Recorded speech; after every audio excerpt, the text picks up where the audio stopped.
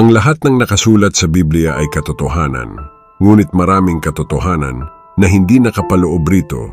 Ang Biblia mismo ang nagsabi na maraming bagay na ginawa si Kristo na hindi naisulat, at kahit ang buong sanlibutan ay hindi kayang maglaman sa lahat ng kanyang mga ginawa. Sa pag-akyat niya sa langit ay wala siyang iniwang aklat, kundi ang iglesia ayon sa Matthew chapter 16 verse 18. At ang iglesyang ito ay ang itinuturing na haligi at pundasyon ng katotohanan, ayon na rin sa 1 Timothy chapter 3 verse 15. Maraming nagiging debate hinggil sa kung ano ang tunay na batayan ng katotohanan. Walang talata sa Biblia na nagsabi na ang haligi ng katotohanan ay Biblia lamang. Sa katunayan, itong Bibliang Kristiyano ay nabuo lamang ito sa ika-4 na siglo kung ito lamang ang magiging gabay sa katotohanan.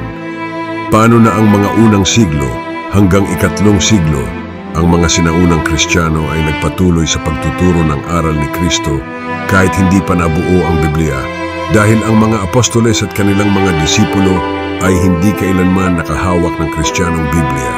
Sa Iglesia Katolika, may 3 pinagmumulan ng katotohanan: ang Sacred Scripture, Tradition, at Magisterium. Sa katunayan, itong Biblia natin ay nabuo dahil sa tradisyon na ipinasa-pasa ng mga apostoles doon sa mga humahalili sa kanila na mga obispo. Ang proseso ng pagpasya o canonization kung anong aklat ang dapat isama at alin ang hindi, ay nagmumula ito sa authority ng Magisterium. Mga obispo po ang nag-decide kung anong aklat ang ilagay sa New Testament, hindi ang Biblia ang nagsabing itong Book of Revelation ay dapat kasama sa Biblia. Ito ay nagpapakita ng pagkakaugnay ng katotohanan at ng kasaysayan ng pananampalataya.